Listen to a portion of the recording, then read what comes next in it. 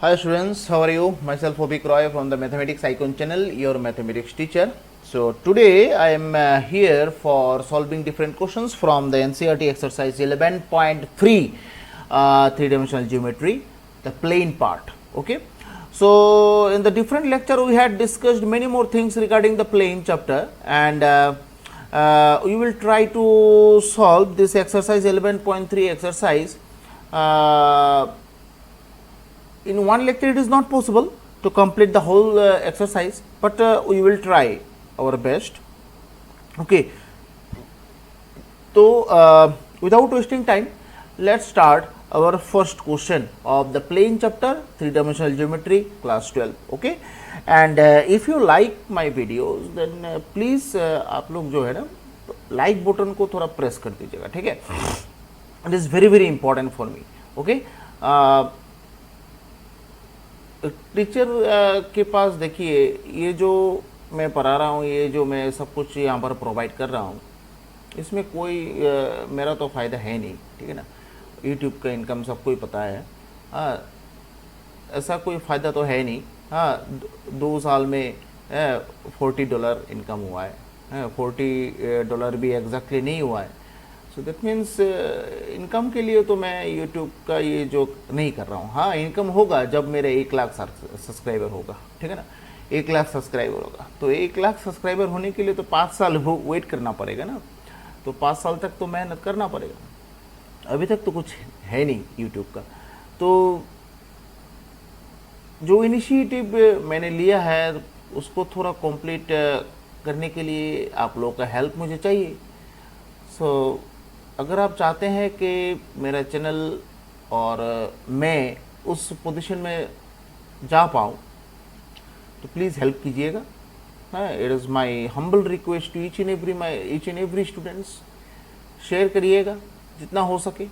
Share my channel with your friends, with your juniors. Okay, क्योंकि class 10, class 11, class 12, IIT JEE सब कुछ lectures यहाँ पर हो रहा है, ठीक है ना। तो मैं जितना हो सके उतना कोशिश कर रहा हूँ आपके लिए कि ज़्यादा से ज़्यादा कंटेंट जो है आप लोगों को मैं प्रोवाइड करूँ, ठीक है। तो हेल्प कीजिएगा, ठीक है। सो विदाउट वेस्टिंग टाइम शुरू करते हैं फर्स्ट क्वेश्चन। अच्छा, फर्स्ट क्वेश्चन करने से पहले एक चीज़ हम लोग लिख लेते हैं, और सब प्रॉपर्टीज़ ही हम लोगों ने कर लिया है, ठीक है। प्लेन का सब प्रॉपर्टीज़ हम लोगों ने कर लिया है। General form of a plane, मतलब एक जनरल इक्वेशन क्या होता है प्लेन का। General equation of a plane क्या होता है? जनरल इक्वेशन ऑफ प्लेन, ठीक है, क्या होता है इसका? ax plus by plus cz plus d equals to 0, ठीक है। तो अगर मैं यहाँ पर एक साइड में प्लेन ड्रॉ करूँ, ठीक है, उसके ऊपर एक परपेंडिकुलर लाइन, प्लेन का इक्वेशन अगर ax plus by plus cz plus d equals to 0 होता है, तो ये जो ABC होता है ना, ये क्या होता है? ABC are the direction ratios of किसका? नॉर्मल लाइन का होता है भाई। वो जो परपेंडिकुलर लाइन तुम्हें दिखाई दे रहा है ना, ये इसका डायरेक्शन रेशियो होता है, ठीक है। सो दैट मीन्स जहां जहां पर आपको प्लेन का इक्वेशन दिखाई दे, मतलब इस फॉर्म में ax plus by plus cz plus d equals to 0, तब आपको ये सोच लेना है कि जो ABC रहेगा ना, वो एक्चुअली नॉर्मल लाइन का डायरेक्शन रेशियो होता है, ठीक है। ओके, तो determine the direction cosines of the normal to the plane and distance from the origin। मतलब एक प्लेन का इक्वेशन दिया गया है, ठीक है। ये क्वेश्चन नंबर 1 का एक बड़ा क्वेश्चन कर लेते हैं। सी सपोज गिवन प्लेन, एक प्लेन का इक्वेशन दिया गया है, ठीक है। Twice x plus thrice y minus z equals to 5। मुझे आप ये बोलो, यहाँ पर ABC क्या है? यहाँ पर A होता है 2, B होता है 3 और C होता है -1, ठीक है। ओके, अगर आपको क्या निकालना है, direction cosines to the normal to the plane and the distance from the origin, distance from the origin. जब ये वर्ड यूज हो तब हमेशा आप लोग याद रखिएगा, जो प्लेन का इक्वेशन दिया जाता है उस प्लेन को नॉर्मल फॉर्म में कन्वर्ट करना पड़ता है। ठीक है, normal form of a plane हम लोगों ने ये लेक्चर पहले ही दे दिया है, और if you have any queries regarding this normal form of a plane then I will share the link also.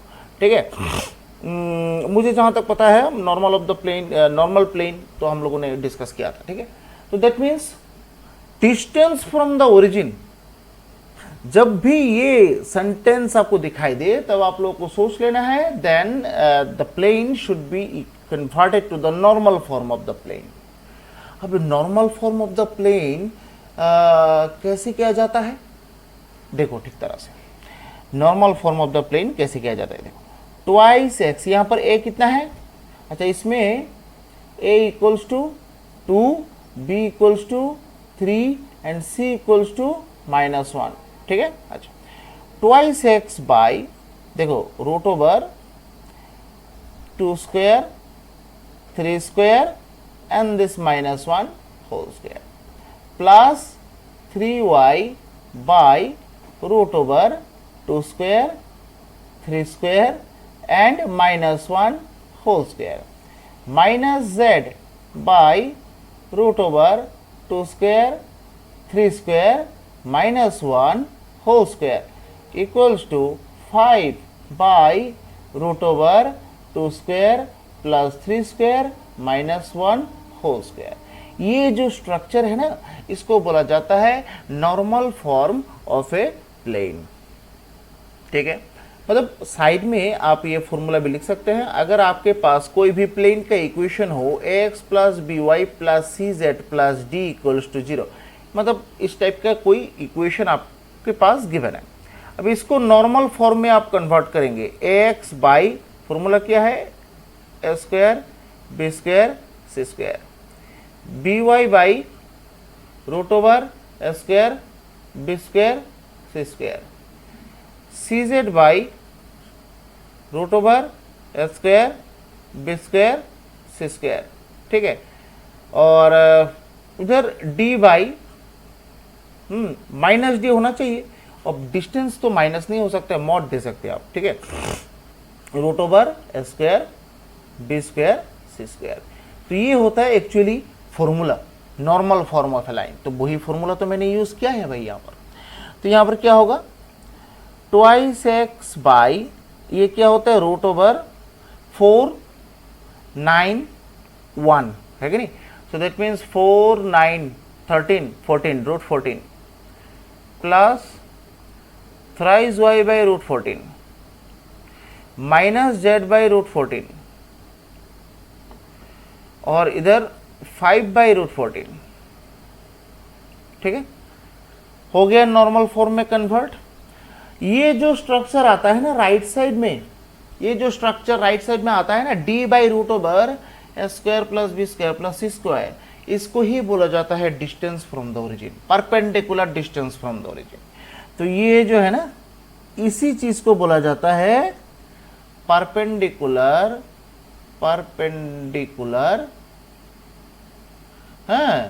Distance from origin. बस हो गया। तो दैट मीन्स यहां पर आंसर क्या निकला, 5 बाई रूट 14। ठीक है, एकदम सिंपल है। ओके, सो दैट मीन्स यहां पर देखो बहुत सारा क्वेश्चंस है, हाँ, उसमें जस्ट आप लोग को यही सेम प्रोसेस ही अप्लाई करना है। जब भी आप डिस्टेंस फ्रॉम द ओरिजिन देखेंगे, देखिए क्वेश्चन नंबर 1 में सिर्फ डिस्टेंस फ्रॉम द ओरिजिन आपको निकालना है। दैट मीन्स हर एक इक्वेशन को आपको कन्वर्ट करना है normal form of a plane में, फिर उसके बाद आपको automatically perpendicular distance from the origin आपको मिल जाएगा। ठीक है, ओके। फिर नेक्स्ट क्वेश्चन जाएंगे, क्वेश्चन नंबर 2। ठीक है, क्वेश्चन नंबर 2 जाएंगे। Find a vector equation of a plane which is at a distance of 7 unit from the origin, 7 unit from the origin and normal to the vector 3i plus 5j minus 6k। वही यहाँ पर देखो फिर से distance from the origin, देखो यहाँ पर लिखा हुआ है find the vector equation of a plane which is at a distance of 7 unit from the origin. Origin से डिस्टेंस कितना है 7 यूनिट। अब डिस्टेंस बोलने के लिए तो परपेंडिकुलर डिस्टेंस ही बोला जाता है, डिस्टेंस तो और कुछ नहीं होता है, स्लैंट डिस्टेंस तो ऑब्वियसली गिवन नहीं रहेगा। तो ओरिजिन से डिस्टेंस परपेंडिकुलर डिस्टेंस, ये कौन सा फॉर्म होता है भाई, यह भी normal form of a plane होता है, normal form of a plane होता है कि नहीं। अब बट डिफरेंस क्या है, क्वेश्चन नंबर 1 जो है ना वो कार्टेशियन फॉर्म में था, क्वेश्चन नंबर 2 जो है वो वेक्टर फॉर्म में है। तो जो हम लोगों ने normal form of a plane सीखा है क्वेश्चन नंबर 1 में, वो actually Cartesian form of a plane होता है। Normal form of a plane normal form of a plane होता है बट इन कार्टेशियन फॉर्म। और अभी जो है ना क्वेश्चन नंबर 2, ये वेक्टर फॉर्म में देखना पड़ेगा। अब बोलोगे सर यहाँ पर क्या हम लोगों को वेक्टर फॉर्म कार्टेशियन फॉर्म दोनों को ही याद रखना है? भाई मैं एक चीज बोलता हूँ, याद तो दोनों को ही रखना है, ठीक है, बट जब एग्जाम में तुम करोगे तब क्वेश्चन में तो गिवन नहीं रहेगा जो यहाँ पर कार्टेशियन फॉर्म ही करना है, यहाँ पर वेक्टर फॉर्म ही करना है। बट एक्चुअली जो जब क्वेश्चन वेक्टर फॉर्म में दिया जाता है, जनरली वेक्टर फॉर्म में ही सॉल्व करोगे तो अच्छा है, या तो फिर क्या होगा, वेक्टर फॉर्म को तुम कार्टेशियन फॉर्म में कन्वर्ट करोगे, कन्वर्ट करने के बाद सॉल्व करके उसका आंसर निकलेगा। जो आंसर आएगा ना उस आंसर को फिर से तुम्हें वेक्टर फॉर्म में ही कन्वर्ट करके देना है। दैट मीन्स अगर क्वेश्चन वेक्टर फॉर्म में है, आंसर भी वेक्टर फॉर्म में ही होना चाहिए। क्वेश्चन अगर कार्टेशियन फॉर्म में है तो आंसर भी कार्टेशियन फॉर्म में ही होना चाहिए, ठीक है ना। अब बीच में अंदर जो भी करो कोई प्रॉब्लम नहीं है, ठीक है। तो यहाँ पर अगर मैं नॉर्मल फॉर्म ऑफ प्लेन को जो है वेक्टर फॉर्म में देखूं, वेक्टर फॉर्म में क्या है, R vector dot N cap equals to D, ये एक्चुअली ये होता है। और d मतलब क्या है, d का वैल्यू कैसे निकाला जाता है, मैं थोड़ा देख लेता हूँ। Find the vector equation which is at a distance, अच्छा यहाँ पर डिस्टेंस तो दिया गया है ऑलरेडी, यहाँ पर डिस्टेंस ऑलरेडी दिया गया है। तो ये होता है actually normal form of a plane vector form में, ठीक है। और जहाँ पर ये जो d है ना, d होता है distance from the origin, distance from, ठीक है, ओरिजिन, ठीक है, डिस्टेंस फ्रॉम ओरिजिन। अब डिस्टेंस फ्रॉम ओरिजिन तो क्वेश्चन में दिया हुआ है 7 यूनिट, बस हो गया। दैट मीन्स डी का वैल्यू यहाँ पर 7 है ना, डी का वैल्यू 7 है। तो यहाँ पर लिखो we know that normal form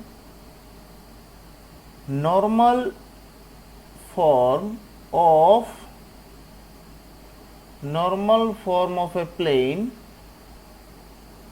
normal form of a plane R vector dot N cap equals to D. इसको आप इक्वेशन नंबर 1 देके रखिए, ठीक है। Given distance from the origin, distance from the origin equals to 7, distance from the origin equals to 7 unit, ठीक है। Distance from the origin कितना है, 7 यूनिट। फिर यहां पर क्वेश्चन में given normal to the plane, ठीक है, नॉर्मल टू द प्लेन मतलब नॉर्मल को हम लोग कैसे लिखते हैं, एन वेक्टर। क्या दिया हुआ है क्वेश्चन में, 3i plus 5j minus 6k, बस ये दो चीज गिवन है। अब प्रॉब्लम ये है कोई जो ये जो फॉर्म है ना, इसमें तो एन कैप है, एन वेक्टर तो नहीं है। ये तो एन वेक्टर का वैल्यू गिवन है, ठीक है ना। तो यहां पर नाउ एन कैप, इसका मतलब क्या है, N vector by modulus of N vector, ये फॉर्मूला होता है। तो यहां पर एन वेक्टर क्या है, 3i plus 5j minus 6k by root over modulus of N vector है कि नहीं। तो that means I think root over 3 square 5 square plus -6 whole square, ऐसा ही कुछ होगा, है कि नहीं। तो दैट मीन्स इसका आंसर अगर मैं निकालूं यहाँ पर 3i plus 5j -6k by root over कितना होगा रे भाई 36, इधर 25, 36 और 25 कितना होता है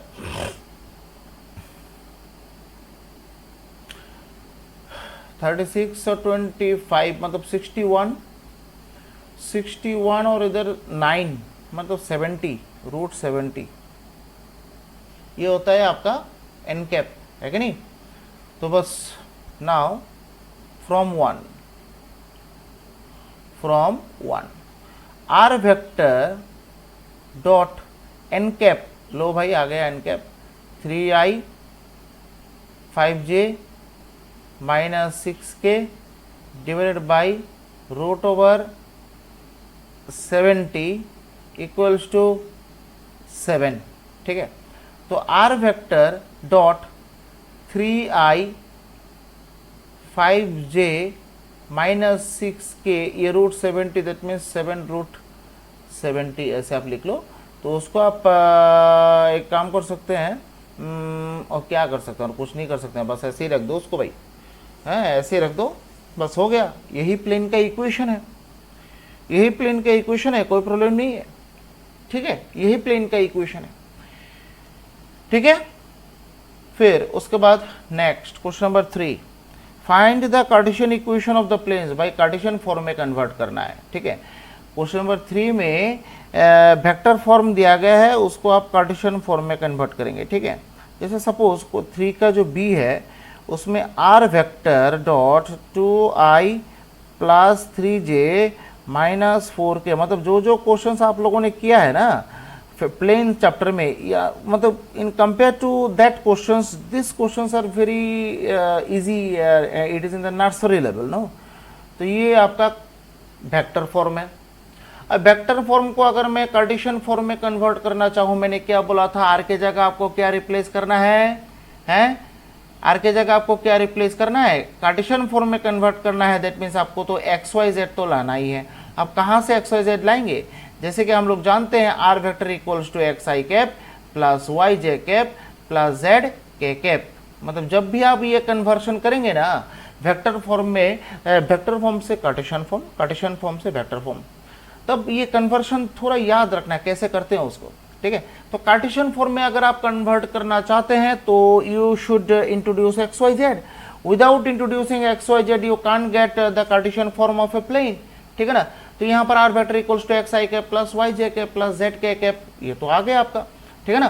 तो बस यहाँ पर आप देख लीजिए आर के जगह आपको x i cap plus y j cap plus z k cap dot यहाँ पर बिठा दीजिए 2i cap plus 3j cap plus 4k cap equals to 1। That means ये दोनों के बीच डॉट प्रोडक्ट, तो दैट मीन्स क्या होगा, देखो तो twice x thrice y minus 4z और इक्वल्स टू 1। साइड चेंज करके इधर लेके आ जाओ, लो मिल गया Cartesian form of the plane, it is your Cartesian form of the plane. Very simple question, very simple, ठीक है ना। क्वेश्चन नंबर 4 में जाएंगे।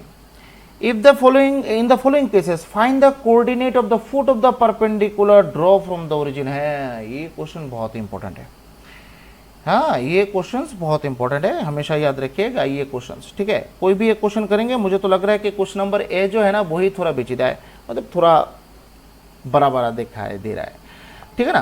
तो यहाँ पर क्या बोला गया है, गिवन प्लेन, गिवन प्लेन क्या है, twice x plus thrice y plus 4z minus 12 equals to 0, है कि नहीं। तो साइड में अगर मैं एक फिगर ड्रॉ करूं, ये प्लेन का इक्वेशन क्या है, twice x thrice y 4z minus 12, है ना। तो ये होता है आपका नॉर्मल लाइन। ये नॉर्मल लाइन का डायरेक्शन रेशियोज क्या क्या होता है, a equals to 2, b equals to 3 और c इक्वल्स टू 4। मैंने बोला था आप लोगों को कि अगर कोई भी प्लेन का इक्वेशन अगर ax plus B Y plus सी जेड प्लस डी इस फॉर्म में रहे तो ये जो ए बी सी होता है ये एक्चुअली क्या होता है, ये नॉर्मल लाइन का डायरेक्शन रेशियोज होता है। तो वही तो मैंने लिखा ए बी सी मतलब 2 3 4। तो यहाँ पर लिखो here direction ratios of normal line का डायरेक्शन रेशियो क्या क्या होता है, a two b equals to 3 and c equals to 4। ठीक है, ओके। अच्छा, ये जो नॉर्मल लाइन आपने ड्रॉ किया है ना, देखो यहाँ पर क्वेश्चन में साफ साफ लिखा गया है find the foot of the perpendicular drawn from the origin. ये जो drawn from the origin that means ये जो पॉइंट है ना 0,0,0 है, ये तो कंफर्म है। और foot of the perpendicular that means ये है। अब कोई भी परपेंडिकुलर प्लेन के ऊपर ड्रॉ किया जाता है तो it will be the normal of the plane, ये तो सीधा बात है कि नहीं। तो अगर आपको ये मतलब ये मतलब पॉइंट निकालना है तो late foot of perpendicular x1 y1 z1 ले लेते हैं। सो दैट मीन्स ये 0,0,0 पॉइंट और ये होता है आपका x1, y1, z1 पॉइंट। ठीक है, तो ये एक लाइन आपको दिखाई दे रहा है। अब इस लाइन का डायरेक्शन रेशियो अगर आपको निकालना है, एक नाम दे देते हैं उसका O और इधर P। ठीक है, तो यहाँ पर लिखो direction ratio of OP line का डायरेक्शन रेशियो यहाँ पर क्या होगा, देखो साफ साफ दिखाई दे रहा है। तो डायरेक्शन रेशियो मतलब डायरेक्शन रेशियो ये जो लाइन है ना, डायरेक्शन रेशियो क्या होगा, x2 minus x1 y2 minus y1 z2 minus z1 है कि नहीं, यही तो फॉर्मूला है। तो I think x1 minus 0, y1 minus 0, z1 minus 0। ठीक है, सो that means I think x1 y1 z1 ही होता है। सो दैट मीन्स ये डायरेक्शन रेशियो होता है किसका, ओपी लाइन का। ये देखो, और ओपी लाइन का डायरेक्शन रेशियो तो यही मुझे पता है। तो देखो यहाँ पर मुझे पता है 2 3 4। तो यहाँ पर देखो so x1 equals to a equals to 2, y1 equals to b equals to 3, z1 equals to c equals to 4। तो फुट ऑफ द परपेंडिकुलर आपको मिल गया है। फुट ऑफ परपेंडिकुलर क्या होगा, 2, x1, y1, z1 that means 2, 3, 4। हो गया, very simple, मिल गया answer. ठीक है, ठीक है ना, बहुत ही सिंपल है। ठीक है ना। फिर नेक्स्ट क्वेश्चन नंबर 5 जाएंगे। Find the vector in the Cartesian equation of the planes that passes through the point 1, 0, -2 and normal to the plane I plus j minus k। मतलब एक प्लेन का इक्वेशन आपको निकालना है जो प्लेन एक point से पास होता है और नॉर्मल लाइन भी दिया हुआ है। तो 5 का बी करेंगे। ठीक है, 5 का बी, ये थोड़ा कंफर्टेबली टाप दिखाई दे रहा है। ठीक है, यहाँ पर क्या बोला गया, पासेस थ्रू द पॉइंट 1, 4, 6। तो गिवन पॉइंट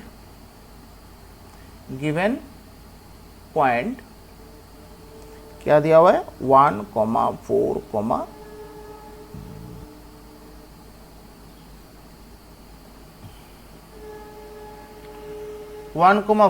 6।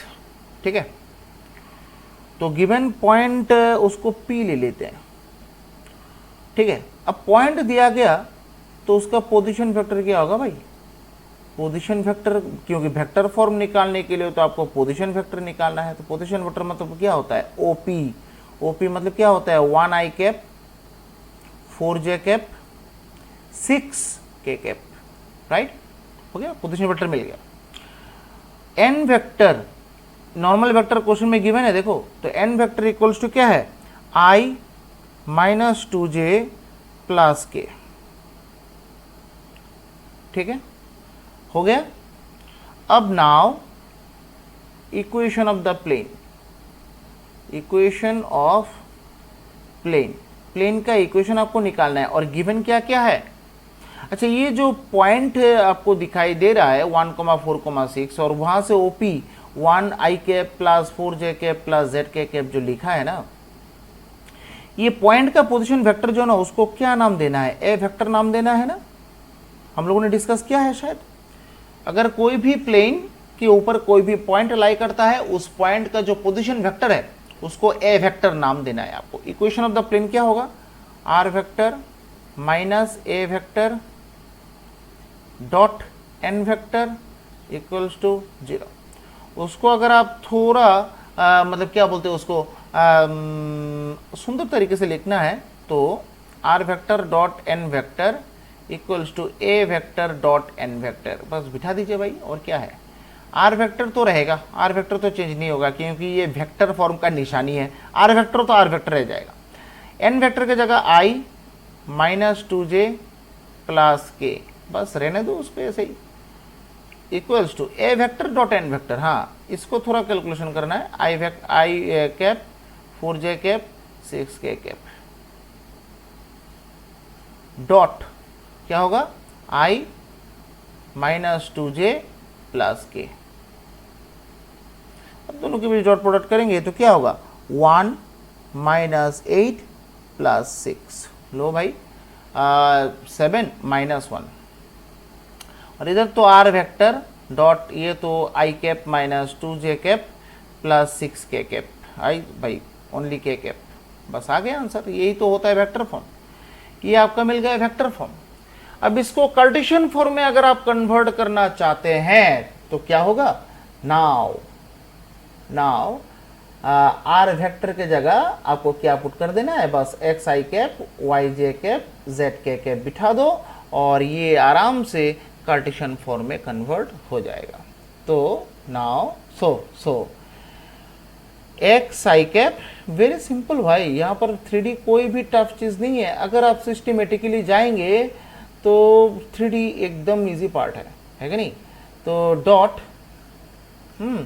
यहाँ पर क्या होगा? आई माइनस 2j प्लस के, ठीक है, equals to minus 1। So that means x minus 2y plus z, ठीक है, z equals to minus 1, that is plus 1 equals to 0। लो भाई, कार्टेशियन इक्वेशन मिल गया, प्लेन का कार्टेशियन फॉर्म मिल गया, है कि नहीं? वेरी सिंपल क्वेश्चन है भाई, एकदम सिंपल क्वेश्चन है ये सब। आराम से आप लोग मतलब उसको कर सकते हैं, कोई प्रॉब्लम नहीं है। ठीक है, ठीक है ना? अच्छा, क्वेश्चन नंबर 6 करते हैं। क्वेश्चन नंबर 6, ये जो क्वेश्चन नंबर 6 है ना, ये सब बहुत इंपॉर्टेंट होता है। क्वेश्चन नंबर 6 इस टाइप का क्वेश्चन जो है ना आता है बहुत। Question number 6, find the equation of the planes passes through the point. Question number 6, आज क्वेश्चन नंबर 6 तक ही हम लोग स्टॉप रहेंगे। ठीक है, find the equation of the plane passes through the points. ठीक है, गिवन पॉइंट्स, एक प्लेन का इक्वेशन निकालना है तुम्हें। जिस प्लेन में 3 पॉइंट लाई करता है, 1, 1, -1, 6, 4, -5। आप लोगों को ये पता है कि नहीं मैं नहीं जानता हूँ, but that was discussed in our first lecture of the plane. Plane का जो फर्स्ट लेक्चर है, फर्स्ट टू लेक्चर्स, उसमें इस टाइप का क्वेश्चंस हम लोगों ने किया है। ठीक है, अगर कोई भी पॉइंट रिलेटेड काम तुम कर रहे हो तो प्लेन का जो इक्वेशन है उसको एज्यूम कैसे करना है। ठीक है, इक्वेशन ऑफ ए प्लेन। ठीक है, प्लेन का इक्वेशन आपको एज्यूम करना है। A x minus x1 plus b y minus y1 plus c z minus z1, ठीक है, इक्वल्स टू 0। प्लेन का इक्वेशन आपको ऐसे एज्यूम करना है। ठीक है, जब आप पॉइंट लेके डील कर रहे हैं। ठीक है, अब देखो ये तीनों पॉइंट तो प्लेन के ऊपर लाई करता है। अब कोई भी एक पॉइंट का कोऑर्डिनेट हम लोग आराम से x1, y1 और z1 के जगह बिठा तो सकते हैं, कोई प्रॉब्लम तो नहीं होना चाहिए। ठीक है ना?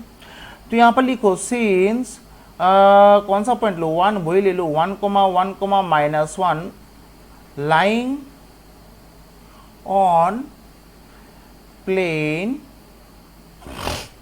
सो इक्वेशन ऑफ प्लेन, प्लेन का इक्वेशन क्या बनता है वो देखो, a x minus x1 plus b y minus y1 plus c z minus z1 equals to 0।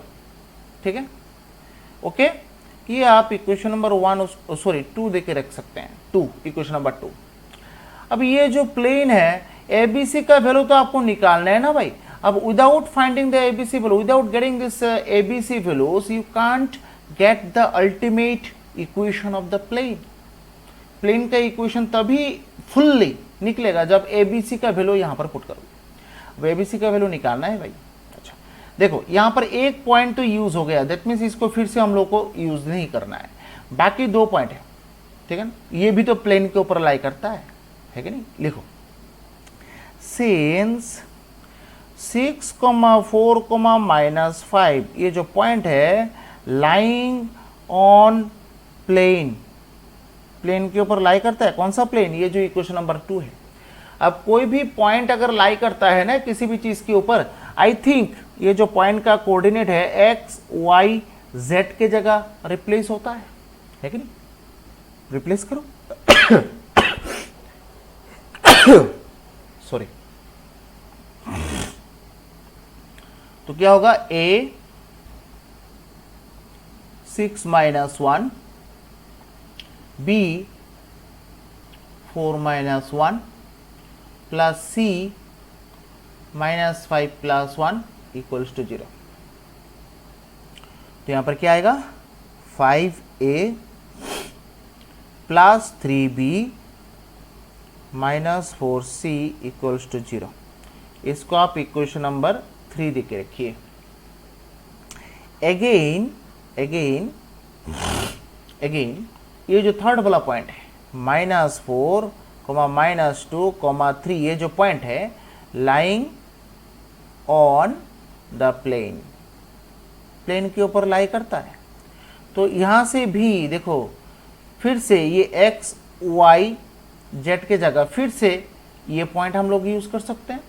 तो a x - x1 ना, दैट मीन्स -4 - 1 b -2 - 1 और इधर c भाई जगह नहीं होगा शायद, यहाँ पर लिख लो c z + 1 है ना।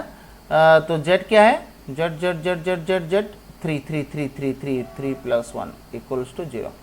भाई यहाँ पर लिख लो आराम से, क्या होगा, -3a -3a नहीं, -5a -5a -3b और इधर प्लस क्या होगा, पॉइंट यहाँ पर क्या था, 3 ना, 4c इक्वल्स टू 0। तो अगर मैं माइनस का कॉमन ले लूँ, 5a + 3b - 4c equals to 0। लो भाई ये इक्वेशन नंबर 4। अब इक्वेशन नंबर 3 और इक्वेशन नंबर 4 को सॉल्व करो, करने के बाद ABC का वैल्यू मिलेगा। मिलने के बाद ABC का वैल्यू इस इक्वेशन नंबर 2 में ये इसमें पुट कर दो। ये तो आवर एजम्पशन, ये तो हम लोग का एजम्पशन था।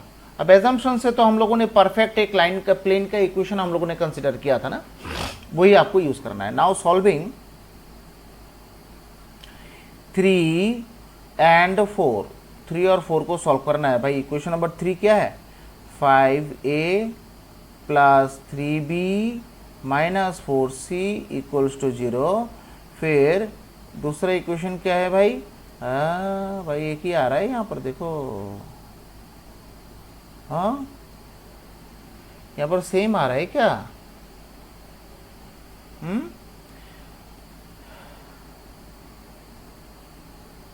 एकदम एज इट इज सेम आ रहा है। देखो यहाँ पर 5a+ 3b minus 4c equals to 0, उसको थोड़ा यहाँ पर थोड़ा वेरीफाई कर लो।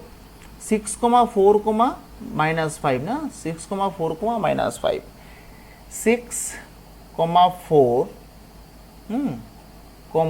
-5, दैट मीन्स 5, 3, -4, ठीक है। और थर्ड पॉइंट जो है ना -4, -2, 3, लो यहाँ पर -4, -2 और इधर 3, दैट मीन्स -5, -3 प्लस 4c। भाई दोनों सेम आ गया, भाई यहाँ पर दोनों इक्वेशन सेम आ गया। दैट मीन्स यहाँ पर दो इक्वेशन अगर सेम आता है तो ए बी सी का वैल्यू तो यहाँ पर इनफाइनाइट होगा, है। तो solving 1, 2, 3 and 4, A B C का वैल्यू तो इनफाइनाइट आ जाएगा ना, सेम इक्वेशंस हैं। तो ए बी सी का वैल्यू अगर इनफाइनाइट है तो यहाँ पर लिखो values of a, b, c are infinite. अगर ABC का वैल्यू इनफाइनाइट निकलेगा तो नंबर ऑफ प्लेन्स भी तो इनफाइनाइट है, क्योंकि यहां पर मुझे ABC का वैल्यू ही तो बिठाना है। सो इनफाइनाइट एग्जैक्टली एक प्लेन इस तीनों पॉइंट से पास नहीं करेगा, इनफाइनाइट नंबर ऑफ प्लेन्स पास कर सकता है। तो एग्जैक्टली किसी एक प्लेन का इक्वेशन निकालना यहां पर पॉसिबल नहीं होगा, ठीक है। तो value of ABC are infinite, so that means infinite planes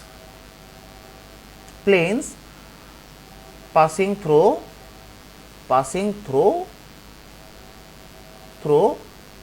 this given points, ठीक है। क्योंकि यहां पर देखो एग्जैक्टली इक्वेशन 3 और इक्वेशन 4 एकदम सेम आ रहा है। तो कोई भी दो सेम इक्वेशन को अगर मैं सॉल्व करूं तो इनफाइनाइटली मेनी सॉल्यूशंस होता है ना, इनफाइनाइट सॉल्यूशन होता है, तो ठीक है ना। ये तो क्लास 10 में ही आप लोगों ने किया है। तो इनफाइनाइट सॉल्यूशन अगर होता है तो ABC का वैल्यू इनफाइनाइट मिलेगा तुम्हें, और ABC का वैल्यू अगर इनफाइनाइट है वही तो प्लेन के ऊपर बिठाओगे तो प्लेन का इक्वेशन भी तो इनफाइनाइट होगा। तो infinite planes passing through this given points, कोई भी एक प्लेन इस 3 पॉइंट से पास नहीं करता है, ठीक है। तो ये क्वेश्चन नंबर 6 तक भाई हो गया है, ठीक है। और क्वेश्चन नंबर 7 से लेके 14 तक हम लोग नेक्स्ट लेक्चर में कवर कर लेंगे, ठीक है। तो आज के लिए सिर्फ हम लोग यहाँ पर ही रहेंगे। If you like my videos then please subscribe, like and share my channel, ठीक है। थोड़ा हेल्प करिए जिससे मेरे चैनल को थोड़ा ग्रोथ मिले। इतना मेहनत कर रहा हूँ भाई, लेकिन इतना ज़्यादा आप लोग शेयर नहीं करते हैं, इतना हेल्प मुझे नहीं करते हैं। So please please please help करिए थोड़ा, जिससे एक्चुअली मेरे चैनल को थोड़ा बूस्ट मिल जाए। तो thank you very much and keep sharing. Okay, bye and जय हिंद।